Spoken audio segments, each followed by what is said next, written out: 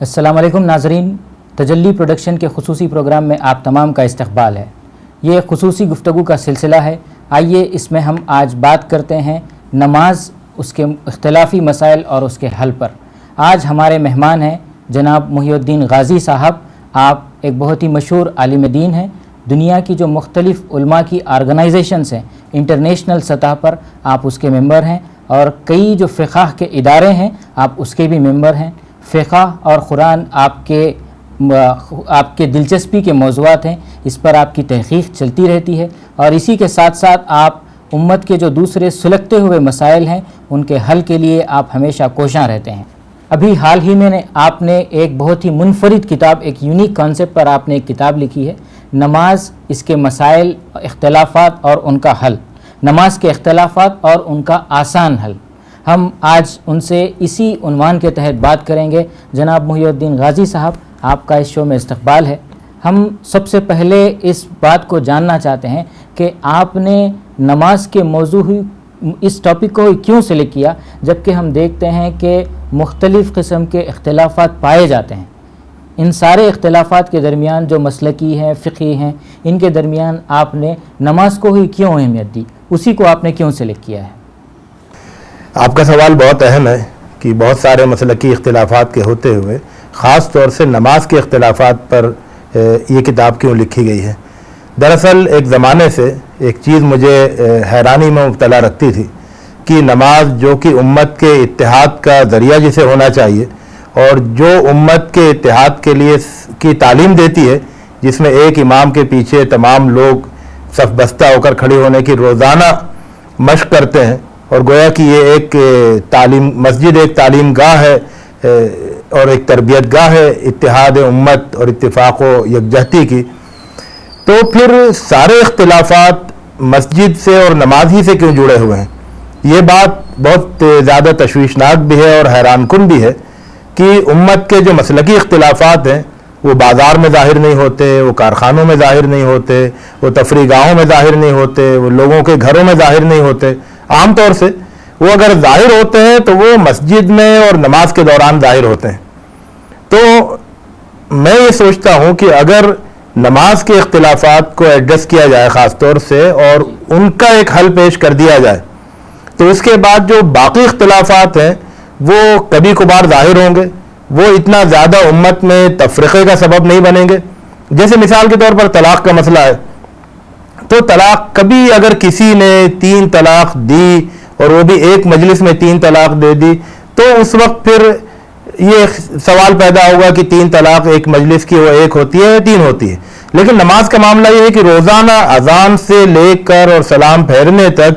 ہر مرحلے میں مختلف قسم کے طریقے سامنے آتے ہیں، اور لوگوں کو یہ اشکال ہوتا ہے کہ اس میں سے حضور اکرم صلی اللہ علیہ وسلم کا سکھایا ہوا طریقہ کیا ہے، اور اسی بنیاد پر لوگوں کے درمیان روزانہ اختلافات ہوتے ہیں، اور روزانہ دن میں 5 مرتبہ ان اختلافات کا ظہور ہوتا ہے۔ اور اس کی وجہ سے یہی وجہ ہے کہ جو لوگ مسجد اور نماز سے وابستہ ہوتے ہیں انہی کے درمیان مسلکی اختلافات زیادہ شدت پاتا ہے، اور وہ لوگ جن کا نماز اور مسجد سے کوئی تعلق نہیں ہے وہ مسلکی اختلافات سے بھی ان کا کوئی تعلق نہیں ہوتا ہے۔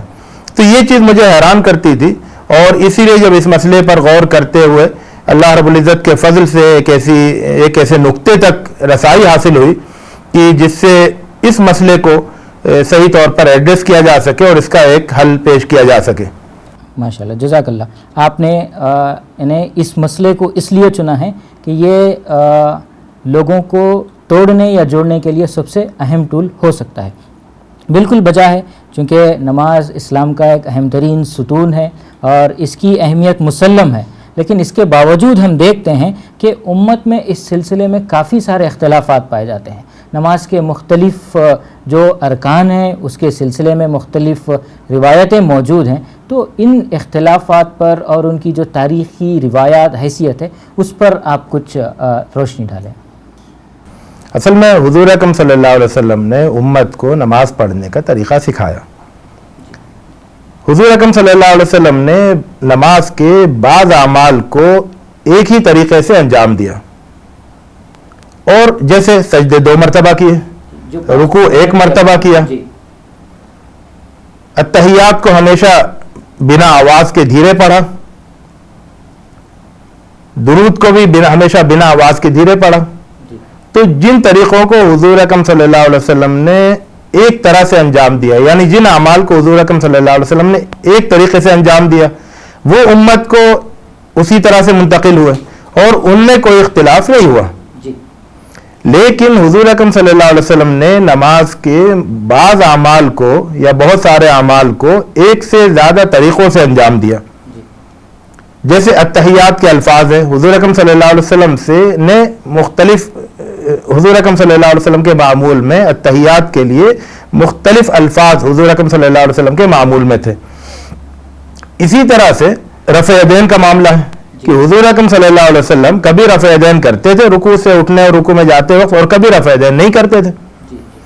آمین کو حضور اکرم صلی اللہ علیہ وسلم کبھی آواز کے ساتھ ادا کرتے تھے, کبھی بنا آواز کے ادا کرتے تھے. تو جن اعمال کو حضور اکرم صلی اللہ علیہ وسلم کئی طریقے سے انجام دیتے تھے وہ امت میں کئی طریقوں سے منتقل ہوئے. البتہ جب یہ کئی طریقوں سے منتقل ہوئے اور یہ سارے ہی طریقے سنت کے مطابق تھے, تو مختلف علاقوں میں مختلف طریقے زیادہ رواج پا گئے. عراق میں ایک طریقہ رواج پایا, مکے میں کوئی اور دوسرا طریقہ رواج پایا, مدینہ منورہ میں کوئی دوسرا طریقہ رواج پایا, اور یہ سارے ہی طریقے سنت کے مطابق تھے.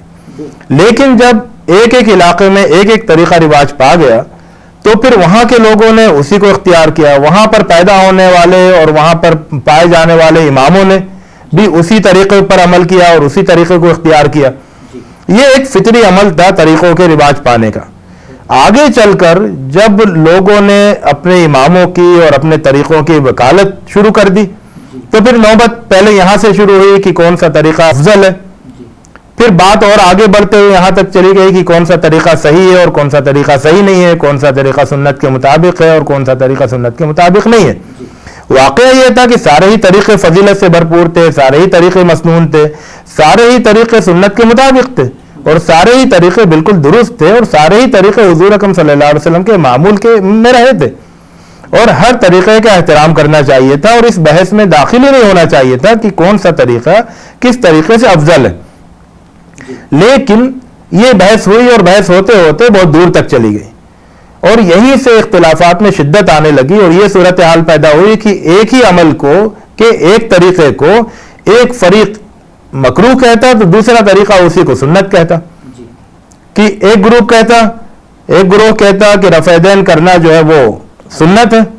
دوسرا گروہ کہتا کہ نہیں رفع یدین کرنا مکروہ ہے, رفع یدین نہیں کرنا سنت ہے. تو نوبت یہاں تک پہنچ گئی تشدد کے نتیجے میں, اور وکالت میں اپنے اپنے موقف کے وکالت میں حد سے آگے بڑھ جانے کی وجہ سے. تو معاملہ جو تھا وہ اختلاف تنوع کا تھا. اختلاف تنوع اس کو کہتے ہیں کہ ایک ہی عمل کو مختلف طریقوں سے انجام دیا جا سکے, اس کو اختلاف تنوع کہتے ہیں. اس میں جھگڑنے کی کوئی گنجائش نہیں ہوتی ہے, کیونکہ اس میں سارے ہی طریقے بالکل صحیح ہوتے ہیں, اور جس کو جس طریقے سے انسیت ہو, جس کی طرف اس کا رجحان ہو, اس کو اسے اختیار کرنے کی آزادی ہوتی ہے. اس میں کوئی جھگڑنے کی بات نہیں ہوتی ہے, ایک دوسرے پر تنقید کرنے کی ضرورت نہیں ہوتی ہے, ایک دوسرے کے طریقے کو اپنے طریقے کو دوسرے سے افضل جتانے کی بھی ضرورت نہیں ہوتی ہے. لیکن لوگوں نے آگے چل کر تشدد کی وجہ سے اس بات کو نظر انداز کر دیا کہ یہ اختلاف تنوع تھا. تو نماز کے جتنے بھی طریقے ہیں وہ دراصل اختلاف تنوع سے تعلق رکھتے ہیں. اس میں جتنے بھی اختلافات ہیں, جتنے بھی طریقے منقول ہوئے ہیں, وہ سب اپنی جگہ درست ہیں, سب مسنون ہیں, سب بالکل صحیح ہیں, سب فضیلت سے بھرپور ہیں, اور سب کا احترام ہونا چاہیے. جی, یعنی آپ یہ فرما رہے ہیں کہ جتنے بھی نماز کے طریقے جو رائج ہوئے ہیں وہ سب کے سب احادیث میں منقول ہیں, وہاں پہ ملتے ہیں, اور وہ سب اپنی جگہ صحیح ہے. نہیں, صورتحال اصل میں اس سے تھوڑا سا مختلف ہے. احادیث سے جو طریقے منتقل ہوئے ہیں ان میں بعض طریقے جو ہیں وہ ضعیف حدیثوں سے منتقل ہوئے ہیں, بعض طریقے صحیح حدیثوں سے منتقل ہوئے ہیں, بعض طریقوں کے سلسلے میں احادیث ہی نہیں آئی ہیں. اگر ہم احادیث کے ذریعے سے نماز کے طریقوں کو ثابت کرنا چاہیں گے تو ہم سخت دشواریوں کا شکار ہوں گے, اور ہم مسئلے کو حل کرنے کے بجائے مسئلے اختلافات کو اور گہرا کرتے جائیں گے. کیوں؟ لیکن اصل میں نماز جو ہے وہ احادیث کے ذریعے سے امت کو نہیں ملی ہے. نماز امت کو ملی ہے عملی تواتر کے ذریعے سے. اور اس عملی تواتر کی وضاحت کرنا ضروری ہے. دیکھیں جیسے قرآن مجید ہے, قرآن مجید امت کو ملا ہے تواتر کے ذریعے سے, احادیث کے ذریعے سے تو نہیں ملا ہے. قرآن مجید امت کو ملا ہے تواتر کے ذریعے سے, یعنی حضور اکرم صلی اللہ علیہ وسلم کے زمانے میں حضور اکرم صلی اللہ علیہ وسلم سے سن کر بہت سارے لوگوں نے قرآن مجید کو یاد کیا, اور اس کے بعد آنے والی نسلوں میں بہت سارے لوگوں کو قرآن مجید یاد کرایا. اور اسی طرح سے یاد کرنے اور یاد کرانے کا سلسلہ بہت سارے لوگوں کا, بے شمار لوگوں کا, ہزاروں اور لاکھوں اور کروڑوں لوگوں کا اب تک یہ سلسلہ جاری ہے. جی, اور وہ اسی نہج پر قائم ہے. اور اس طرح سے قرآن مجید منتقل ہوا. نماز بھی جو امت میں منتقل ہوئی ہے وہ بھی تواتر کے طریقے سے منتقل ہوئی ہے. یعنی حضور اکرم صلی اللہ علیہ وسلم کے زمانے میں حضور اکرم صلی اللہ علیہ وسلم نے ایک امت تیار کی جو 1 لاکھ سے بھی زیادہ افراد پر مشتمل تھی, اور وہ نماز پڑھنے والی امت تھی. اس میں سب لوگ نماز پڑھتے تھے حضور اکرم صلی اللہ علیہ وسلم کے بتائے ہوئے طریقے کے مطابق, اور ان لوگوں نے سب نے حضور اکرم صلی اللہ علیہ وسلم سے نماز پڑھنا سیکھا, اور انہوں نے آنے والی نسلوں کو نماز پڑھنا سکھایا. تو جس طرح سے قرآن مجید انہوں نے حضور اکرم صلی اللہ علیہ وسلم سے یاد کر کے آنے والی نسلوں کو یاد کرایا, اور اسی طرح سے انہوں نے قرآن مجید حضور اکرم صلی اللہ علیہ وسلم سے سن کر, اور نماز قرآن مجید اسی طرح سے ان لوگوں نے نماز حضور اکرم صلی اللہ علیہ وسلم سے سیکھ کر, اور 10 سال تک روزانہ 5 مرتبہ حضور اکرم صلی اللہ علیہ وسلم سے نماز پڑھتے ہوئے دیکھ کر ان کے ساتھ نماز پڑھ کر نماز کو اچھی طرح سے یاد کیا, اس کی ایک ایک باریکی کو یاد کیا, اور اس کے بعد اس کو آنے والی امت تک منتقل کیا. تو یہ نماز جو ہے وہ سیکھنے اور سکھانے کے ذریعے سے منتقل ہوئی ہے. نماز منتقل ہوئی ہے پوری امت سے پوری امت تک, یعنی تمام صحابہ نے تمام تابعین تک منتقل کی, اور تمام تابعین نے تمام تبع تابعین تک منتقل کی. یعنی 1 لاکھ صحابہ نے فرض کیجئے کہ کئی لاکھ تابعین تک منتقل کی, اور ان کئی لاکھ تابعین نے اور بھی زیادہ کئی لاکھ تبع تابعین تک منتقل کی. اور ان تبع تابعین کو کے زمانے میں فقہا نے نماز کی تدوین کی, فقہ کی تدوین کرتے ہوئے نماز کے طریقوں کی بھی تدوین کی, اور وہ طریقے جو کہ تواتر کے ساتھ امت تک پہنچے تھے ان تمام طریقوں کو ریکارڈ میں محفوظ کیا. تو اس زمانے میں جتنے بھی طریقے ہمارے ریکارڈ میں موجود ہیں, امت کے ریکارڈ میں موجود ہیں, وہ سب دراصل امت کو امت کے ذریعے سے ملے ہیں, اور وہ سب عملی تواتر سے ثابت ہیں. اس لیے اگر ان میں سے کسی طریقے کے حق میں کوئی حدیث ہے تو بہت اچھی بات ہے, اور کسی طریقے کے حق میں اگر حدیث نہیں ہے تب بھی کوئی فرق نہیں پڑتا, کیونکہ وہ عملی تواتر سے ثابت ہے. کسی طریقے کے حق میں صحیح حدیث ہو سکتی ہے, کسی طریقے کے حق میں ضعیف حدیث ہو سکتی ہے, لیکن اس سے مسئلے کی حقیقت پر کوئی فرق نہیں پڑتا. مسئلے کی حقیقت یہ ہے کہ نماز کے جتنے بھی طریقے ہیں وہ سب ایک عظیم الشان عملی تواتر سے امت تک منتقل ہوئے ہیں. اگر اس حقیقت کو تمام گروہ تسلیم کر لیں, اس کا نتیجہ یہ ہوگا کہ تمام گروہ اس بات کو بھی تسلیم کریں گے کہ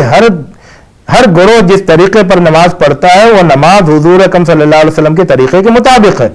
اور جب یہ تسلیم کر لیں گے تو اس کے بعد ہر ایک دوسرے کی نماز کو احترام کی نظر سے دیکھے گا,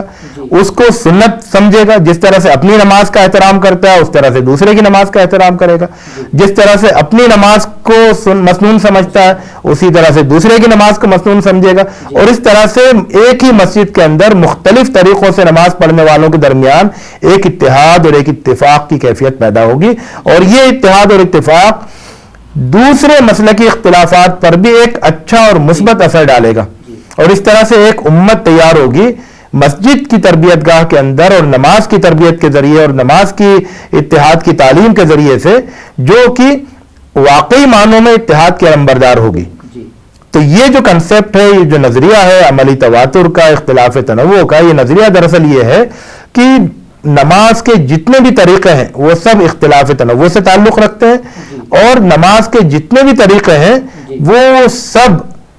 عملی تواتر سے ثابت ہوئے ہیں, اور نماز کے جتنے بھی طریقے ہیں وہ سب جائز ہیں, مسنون ہیں, فضیلت سے بھرپور ہیں, اور بالکل درست ہیں اور حسین ہیں, اور ان کے اندر شریعت کا اور سنت کا حسن پایا جاتا ہے, اور وہ سب قابل احترام ہیں. جناب غازی صاحب, آپ نے تاریخ تو پیش کی ہے اور اس کے مختلف جو پس منظر ہے وہ بھی آپ نے ظاہر کیا ہے, لیکن ہم دیکھتے ہیں کہ امت میں, مسلمانوں میں یہ خواہش پائی جاتی ہے کہ جو صحیح طریقہ ہو, صحیح ترین ہو, وہ اس طریقے پر نماز پڑھیں. اور ظاہر ہے کہ جب ہر آدمی اس کوشش میں لگا ہوا ہے تو وہ کسی نہ کسی طریقے کو صحیح سمجھتا ہے اور پھر اس کے مطابق نماز پڑھنے کی کوشش کرتا ہے. لیکن آدمی جب اس چیز پر اصرار کرتا ہے تو وہاں سے اختلافات جنم لیتے ہیں. لیکن آپ جو بات بتا رہے ہیں اور پھر ہم دیکھتے ہیں کہ کوئی چیز کو جب صحیح سمجھ رہا ہے لیکن وہاں پہ مختلف طریقے آلریڈی موجود ہیں، تو اسی کی وجہ سے کہیں اختلافات جنم تو نہیں لے رہے ہیں کہ جس میں آلریڈی کئی طریقے موجود ہیں اور ہر آدمی کوئی ایک طریقہ فالو کرنے پر اپنے آپ کو مجبور پاتا ہے. جی یہ سوال بہت اہم ہے. اصل میں جب آپ عملی تواتر اور اختلاف تنوع ان دونوں بنیادوں کو سمجھ لیں گے اور اس کو اپنے سامنے رکھیں گے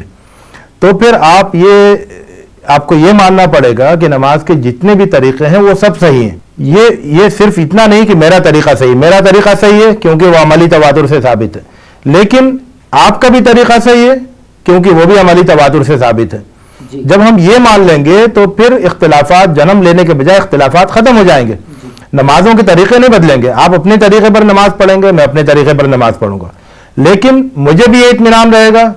کہ میرا طریقہ سنت کے مطابق ہے اور میرا طریقہ صحیح ہے، اور مجھے یہ بھی اطمینان رہے گا کہ آپ کا طریقہ بھی سنت کے مطابق ہے اور آپ کا طریقہ بھی صحیح ہے. اسی طرح سے ہم سب اس پورے اطمینان کے ساتھ نماز پڑھیں گے کہ ہمارا طریقہ صحیح ہے اور ہم سب کا طریقہ صحیح ہے. ہم سب کے مختلف طریقے ہیں لیکن وہ سب مختلف طریقے صحیح ہیں اور وہ سب عملی تواتر کی ایک بہت ہی طاقتور دلیل سے ثابت ہیں. جب ہم یہ مان لیں گے تو پھر اختلافات ختم ہو جائیں گے. لیکن اگر ہم اس بات کو تسلیم نہیں کریں گے اور ہم اس مسئلے میں صرف اس پر اصرار کریں گے کہ نہیں ہمارا طریقہ تو اللہ کے رسول کے طریقے کے مطابق ہے اور سنت کے مطابق ہے لیکن دوسروں کا طریقہ اس کے مطابق نہیں ہے، تو اس صورت میں اختلافات پیدا ہوں گے. تو ضرورت اس بات کی ہے کہ اختلاف تنوع کو سمجھا جائے، عملی تواتر کی دلیل کی اہمیت کو محسوس کیا جائے اور عملی تواتر کی دلیل کی روشنی میں یہ مانا جائے کہ امت میں جتنے بھی طریقے نماز کے موجود ہیں اور عہد اول میں ریکارڈ کیے گئے ہیں، فقہ کی تدوین کے زمانے میں فقہاء کے ذریعے سے ریکارڈ کیے گئے ہیں، یہ سارے طریقے درست ہیں. ہمیں یہ ماننا چاہیے کہ اصل میں جب ہم یہ طے کر لیتے ہیں کہ ہر مسلک کا ایک طریقہ ہے تو پھر مسائل بڑھتے ہیں، کیونکہ ہر آدمی یہ سمجھتا ہے کہ جو حنفی ہے وہ حنفی طریقے کے مطابق نماز ادا کرے، شافعی ہے تو شافعی طریقے کے مطابق نماز ادا کرے، اہل حدیث ہے تو اہل حدیث طریقے کے مطابق نماز ادا کرے. یہ تصور نماز کے سلسلے میں صحیح نہیں ہے. نماز کے سلسلے میں صحیح تصور یہ ہے کہ جتنے بھی طریقے ہیں وہ سارے طریقے حضور اکرم صلی اللہ علیہ وسلم سے ثابت ہیں، وہ سارے طریقے پوری امت کے طریقے ہیں، کسی امام کا سکھایا ہوا کوئی طریقہ نہیں ہے. اماموں نے امت کو نماز پڑھنا نہیں سکھایا ہے بلکہ اماموں نے امت سے نماز پڑھنا سیکھا ہے. یہ بات آپ اس کو پر توجہ دیں کہ نماز کو امت نے اماموں سے نماز پڑھنا نہیں سیکھا بلکہ اماموں نے امت سے نماز پڑھنا سیکھا ہے. امام ابو حنیفہ علیہ الرحمہ نے جب شعور کی آنکھ کھولی اور اس وقت جو امت کو نماز پڑھتے ہوئے دیکھا اسی طریقے کے مطابق نماز پڑھی. امام شافعی نے اپنے زمانے کے لوگوں کو جس طرح نماز پڑھتے ہوئے پایا اسی طریقے سے نماز پڑھی. تو اس طرح سے امت نے اماموں سے نماز پڑھنا نہیں سیکھا بلکہ اماموں نے امت سے نماز پڑھنا سیکھا. امام ابو حنیفہ علیہ الرحمہ جب پیدا ہوئے اور جب وہ شعور کی عمر کو پہنچے اس وقت کوئی بھی ان کے پاس نماز کا طریقہ پوچھنے آنے کی ضرورت نہیں تھی کیونکہ اس وقت تو بچہ نماز پڑھنے کا طریقہ جانتا تھا، پوری امت نماز پڑھ رہی تھی اور نماز پڑھنے کا طریقہ جانتی تھی. اگر کوئی فقی نہیں بھی پیدا ہوا ہوتا تب بھی امت اپنی نماز پڑھتی رہتی. تو فقہاء سے پہلے بھی، محدثین سے پہلے بھی، احادیث جمع کرنے سے پہلے بھی امت نماز پڑھ رہی تھی اور فقہاء کے آنے کے بعد، فقہ کی تدوین کے بعد اور احادیث جمع ہونے کے بعد بھی امت نماز پڑھتی رہی. امت کی نماز اپنی جگہ بالکل درست، امت میں نماز کے جتنے طریقے ہیں وہ سب صحیح، وہ سب سنت کے مطابق اور وہ سب پوری امت کے. یہ بات ہے کہ ایسا نہیں ہے کہ یہ حنفی طریقے کی نماز ہے، یہ شافعی طریقے کی نماز ہے، یہ اہل حدیث طریقے کی نماز ہے، بلکہ ہمیں یہ سمجھنا چاہیے کہ امت میں نماز کے مختلف طریقے موجود ہیں. یہ سارے طریقے حضور اکرم صلی اللہ علیہ وسلم سے منقول ہیں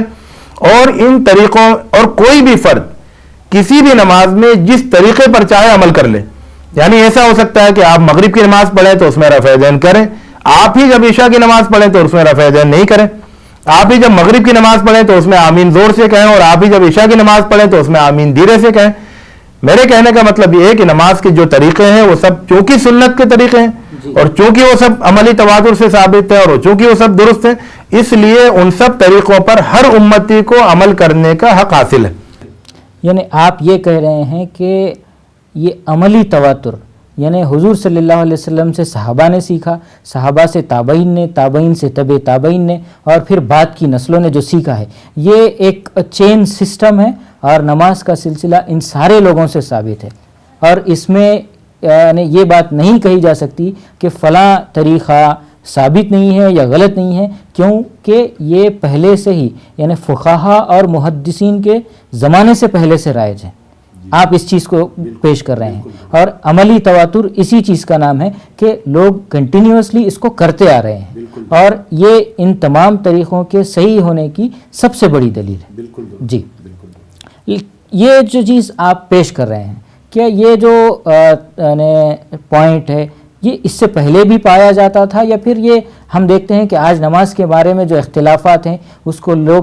لے کر لوگ اتنے متشدد ہو جاتے ہیں کہ مار پیٹ کی تک نوبت آ جاتی ہے، ایک دوسرے سے ملنا چھوڑ دیتے ہیں، اور اختلافات اس بنیاد کو پہنچ جاتے ہیں، اس لیول کو پہنچ جاتے ہیں کہ لوگ ایک دوسرے کے خلاف فتویٰ جاری کرنے لگتے ہیں۔ لیکن یہ جب چیز موجود ہے عملی تواتر والی، اس کو کیوں نظر انداز کیا گیا؟ کہ سابق میں ہمارے علماء اس چیز کو نظر انداز کرتے رہے، یا پھر اس کی کوئی مثال موجود بھی ہے؟ دیکھیے، سابق میں جو ہمارے ائمہ کرام ہیں، جو ہمارے محدثین ہیں، جو ہمارے فقہا ہیں، اہل اول کے جب فقہ کی تدوین ہو رہی تھی تو ان کے سامنے تو یہ کنسیپٹ کلیئر تھا کہ یہ نماز کے طریقے عملی تواتر سے ثابت ہیں، اور اسی لیے وہ ایک دوسرے کے طریقے کو غلط نہیں کہتے تھے، بلکہ وہ سارے مسائل جن میں کہ ہمارے درمیان اختلاف پایا جاتا ہے اور ہمارے درمیان ان میں تشدد بھی پایا جاتا ہے، امت میں تشدد پایا جاتا ہے، ان سارے طریقوں کے سلسلے میں آپ جب عہد اول کے فقہا کے زمانے میں جا کے دیکھیں گے تو ان کے آپ دیکھیں گے کہ بڑی وسعت ہے۔ مثال کے طور پر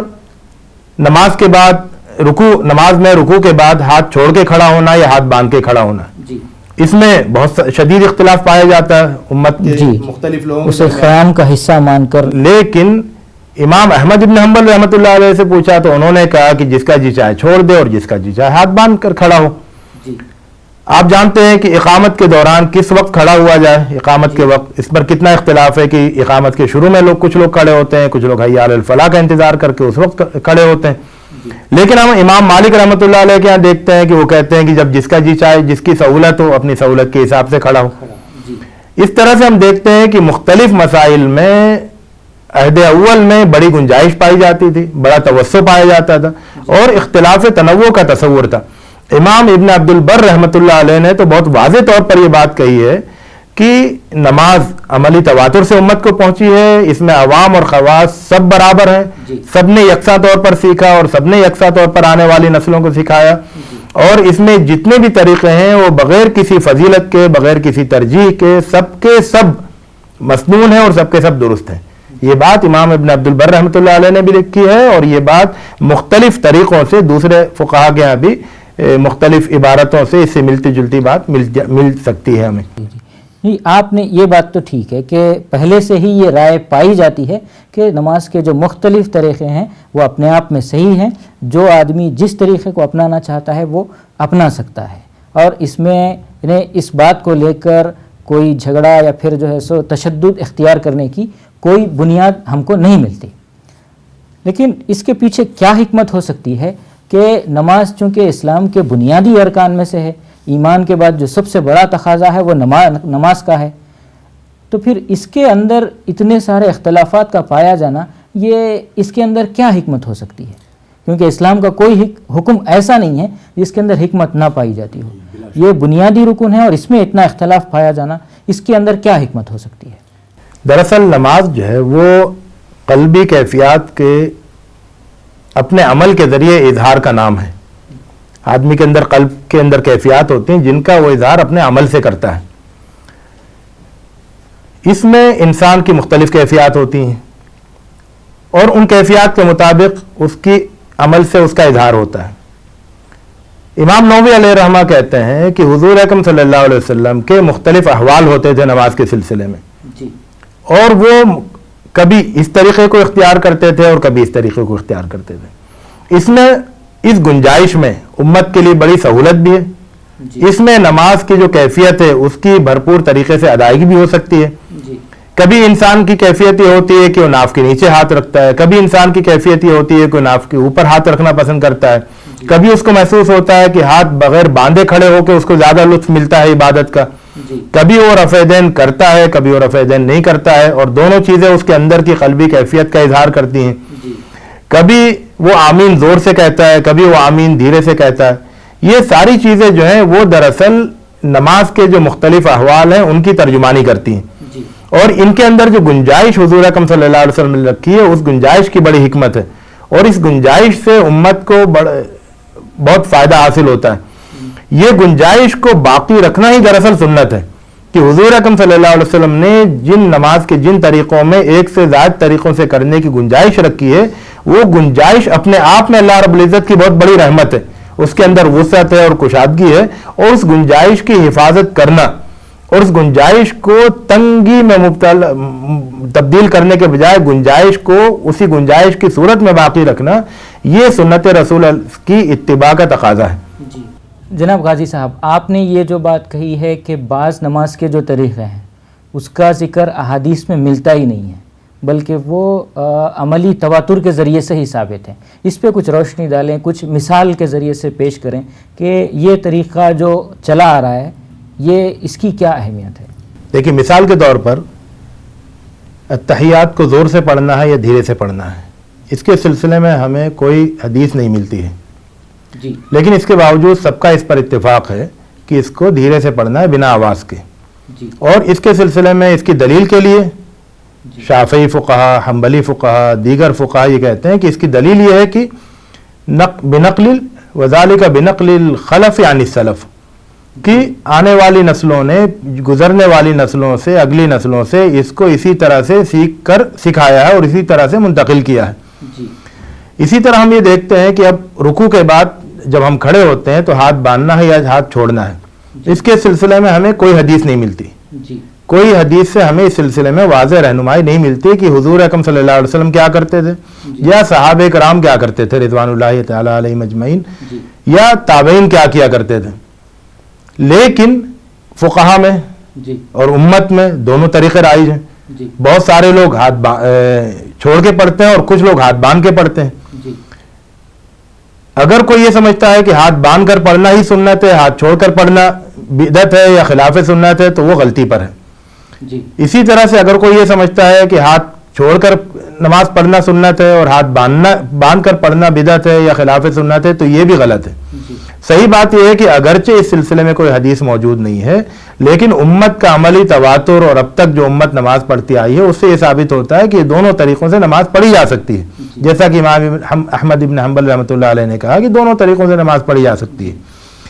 ایک اہم مسئلہ جو ہے وہ آپ کہ عورت کا جو سجدہ اور رکوع اور بیٹھنے کا جو طریقہ ہے کہ نماز میں, کیا وہ مردوں سے مختلف ہوگا یا مردوں ہی کی طرح سے ہوگا. اس سلسلے میں آپ دیکھیں کہ چاروں فقہ کے اماموں کا یہ ماننا ہے کہ عورتوں کا طریقہ مردوں سے مختلف ہوگا. مرد جو ہے وہ ہاتھ کشادہ کر کے اور اس طرح سے سجدہ کریں گے, ٹھیک سے بیٹھیں گے, اسی طرح سے رکوع کریں گے. ایک طرح کے تجافی یعنی ہاتھ جو ہیں وہ جسم سے الگ رہیں گے, کھلے رہیں گے. یہ طریقہ مردوں کا ہے. جبکہ اور اس کے سلسلے میں سب کا اتفاق ہے کہ مرد اس طرح سے نماز پڑھیں گے. عورتوں کے سلسلے میں فقہائے اربعہ کا یعنی امام ابو حنیفہ علیہ الرحمہ, امام مالک رحمۃ اللہ علیہ, امام شافعی رحمۃ اللہ علیہ, امام احمد رحمۃ اللہ علیہ, چاروں اماموں کا یہ ماننا ہے کہ عورتوں کی نماز مردوں سے مختلف ہوگی اور وہ سمٹ کر نماز پڑھے گی. اب اگر آپ, اور اس سلسلے میں کوئی حدیث بھی ان کے پاس نہیں ہے, چاروں اماموں نے اپنی اس موقف کے حق میں کسی حدیث کو ذکر نہیں کیا ہے, ان کے بعد کے فقہاء نے بھی کسی حدیث کو ذکر نہیں کیا ہے. اگر کوئی حدیث ملتی بھی ہے تو سب کے نزدیک وہ ضعیف ہے. تو سوال یہ پیدا ہوتا ہے کہ اگر حضور اکرم صلی اللہ علیہ وسلم نے ایک ہی طریقے سے یعنی مردوں کو اور عورتوں کو ایک ہی طریقے سے نماز پڑھنا سکھایا تھا, تو پھر کیسے چاروں امام اس بات پر متفق ہو گئے بغیر کسی حدیث کے ہوتے ہوئے کہ اس کی نماز عورتوں کی نماز مردوں سے مختلف ہوگی. اور کس طرح سے امت کی بیشتر خواتین جی اسی طریقے سے نماز پڑھنے لگی مردوں سے مختلف طریقے سے. اس کا مطلب یہ ہوا کہ حضور اکرم صلی اللہ علیہ وسلم نے اپنے زمانے کے امہات المومنین کو صحابیات کو جو طریقہ سکھایا تھا اس میں یہ تھا کہ مردوں سے مختلف نماز پڑھے. میں یہ بھی مانتا ہوں کہ اس میں یہ بھی گنجائش تھی کہ وہ مردوں کی طرح سے بھی پڑھ سکتی ہیں نماز, اور یہ دونوں طریقے امت میں عملی تواتر کے ساتھ منتقل ہوئے. مردوں سے مختلف نماز پڑھنے کا طریقہ جو عملی تواتر سے منتقل ہوا اس کو زیادہ رواج ملا, زیادہ بڑے پیمانے پر خواتین اس طرح سے پڑھتی رہیں. ائمہ اربعہ بھی اس رواج سے متاثر ہوئے اور اسی رواج کے مطابق ان کا موقف رہا, جبکہ دوسرا بھی موقف رہا کہ مردوں کی طرح سے نماز پڑھیں, اور بعض سلف میں ہمیں اس کا بھی تذکرہ ملتا ہے. تو اس طرح سے ہمیں یہ ماننا چاہیے کہ عورتیں مردوں سے مختلف نماز بھی پڑھ سکتی ہیں اور مردوں سے ملتی جلتی نماز بھی پڑھ سکتی ہیں, اور دونوں سنت سے کے مطابق ہیں اور دونوں عملی تواتر سے ثابت ہیں. ہمیں یہ کہنے کی جرات نہیں کرنی چاہیے کہ اس زمانے سے لے کے اب تک تمام فقہا غلطی پر تھے, اور اس زمانے سے اب تک امت کی جو بیشتر خواتین مردوں سے مختلف نمازیں پڑھتی آ رہی ہیں وہ غلطی پر تھی, یا یہ کہ یہ طریقہ غلط یا یہ طریقہ غلط. کسی طریقے کو غلط کہنے کی ضرورت نہیں ہے, بلکہ ہمیں یہ کہنا چاہیے کہ عملی تواتر سے دونوں طریقے ثابت ہیں اور دونوں طریقے حضور اکرم صلی اللہ علیہ وسلم کے سکھائے ہوئے ہیں اور ان پر امت عمل پیرا ہے, اور اس لیے وہ دونوں طریقے سنت کے مطابق ہیں. جی یہ چیز تو واضح ہو چکی ہے کہ عملی تواتر یہ ایک بہت بڑی دلیل ہے اس معاملے میں کہ نماز کے مختلف طریقے ہیں اور سارے طریقے ہم کو حضور صلی اللہ علیہ وسلم سے پہنچے ہیں اور کسی بھی طریقے کو ہم اختیار کر سکتے ہیں. جی اس معاملے میں لیکن اس کے باوجود ہم دیکھتے ہیں کہ امت میں بہت سارے اختلافات پائے جاتے ہیں اور اس میں تشدد کا رویہ بھی لوگ اختیار کرتے ہیں. خاص طور پہ علماء کو اور پھر نوجوانوں کو اس معاملے میں کیا رویہ اختیار کرنا چاہیے؟ نماز چونکہ اسلام کا بنیادی رکن ہے تو اس سلسلے میں کس قسم کا رویہ بہترین رویہ ہو سکتا ہے؟ امت کو یہ سمجھنا چاہیے کہ اللہ رب العزت نے نماز کو محفوظ کیا ہے, دین کو محفوظ کیا ہے. دین کا ایک اہم ستون نماز ہے, تو نماز کے طریقے کو بھی اللہ تعالیٰ نے اس کی حفاظت کی ہے, اور اسی محفوظ طریقے سے جس محفوظ طریقے سے قرآن مجید امت کو ملا ہے اسی محفوظ طریقے سے نماز بھی امت کو ملی ہے. تو نماز کے طریقے پر جھگڑنے کی بجائے نماز کے سارے طریقوں کو درست تسلیم کریں, سنت کے مطابق تسلیم کریں, اور ایک دوسرے کی نماز کا احترام کریں,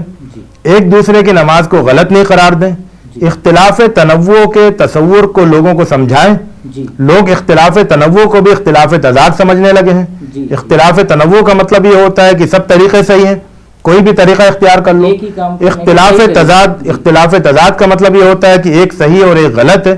تو نماز کے سلسلے میں امت کو یہ بتایا جائے, علماء بتائیں, امت اس بات کو سمجھے, امت کے نوجوان سمجھے کہ نماز کے جتنے بھی طریقے ہیں وہ سب درست ہیں, وہ سب پر عمل کرنے کی اجازت ہے.